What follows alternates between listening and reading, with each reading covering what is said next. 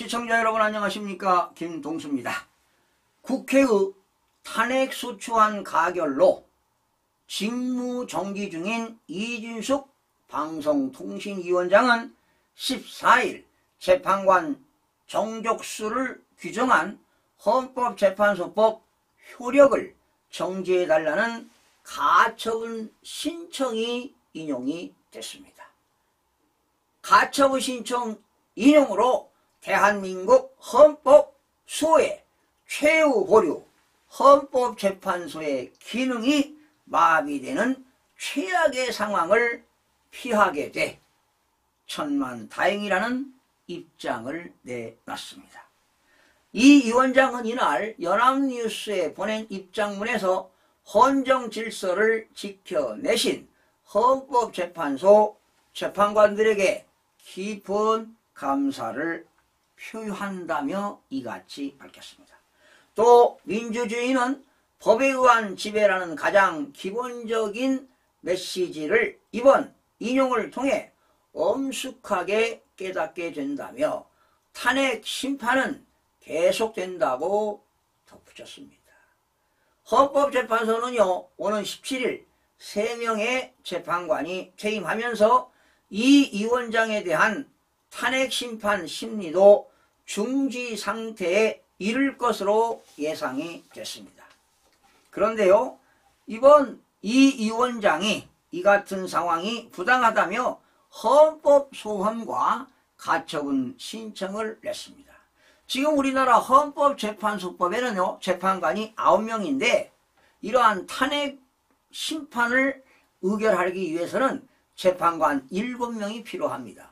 그런데 돌아오는 17일 날 헌법재판소장과 비롯해 3사람이 퇴임을 하게 되면 남는 인원은 6명입니다. 6명이 가지고 심리를 할 수 없기 때문에 이번에 이진숙 방송위원장이 헌법 소환과 가처분 신청을 했는데 어제 인용이 됐다는 사실입니다. 정말로 신의 한 수가 아닌가 생각이 들어갑니다. 이날 가처분이 인용됨에 따라 재판관 7명 이상이 출석해야 사건을 심리할 수 있도록 규정한 헌법재판소법의 효력은 본안 사건의 결정 선고 시까지 임시로 멈추고 정족수 제한이 없어지면서 남은 재판관 6명으로도 사건 심리가 가능해지게 된 것입니다. 정말로 절묘한 신의 한 수였습니다. 천만다행입니다. 이에 따라 방송통신위원회 안팎에서는 연내 탄핵심판 결정이 나고 기각이 될 경우 이 위원장이 방송통신위원회에 복귀할 가능성에 주목받고 있습니다. 현재 방송통신위원회는 위원장이 탄핵심판의 직무가 정지된 후 김태규 위원장 직무대행 1인 체제로 운영되고 있어 의결행위가 불가능한 상황이었습니다. 완전히 업무가 마비된 것이지요.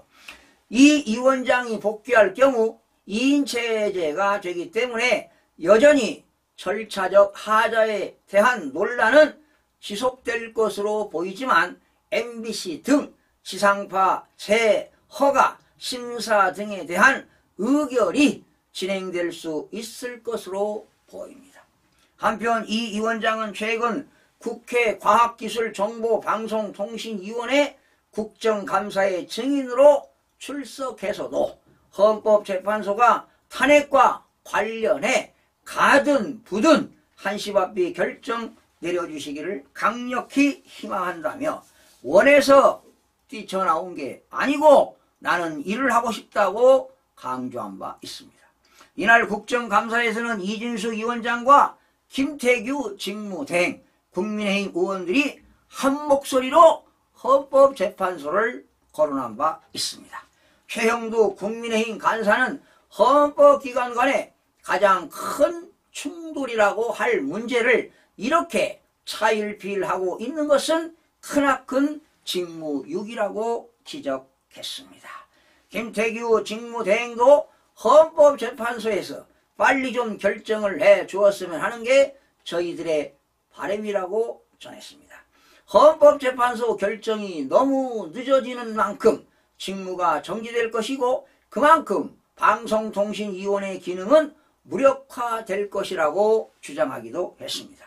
김태규 직무대행은 한 발 더 나아가 지난 8월 서울행정법원이 방통위가 위임체제에서 임명한 새 방송문화진흥회 이사 6명에 대한 집행정지를 인용한 항소심 사건의 변론도 하루빨리 나와야 한다고 주장했습니다.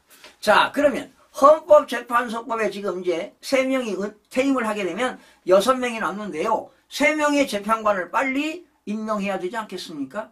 그런데 지금 국회에서 잠자고 있습니다. 원래 여당에서 1명, 또 야당에서 1명, 그리고 또 여당과 야당이 협의해서 1명을 추천해서 국회 인사청문회를 통과되게 되면 재판관으로 임명이 됩니다.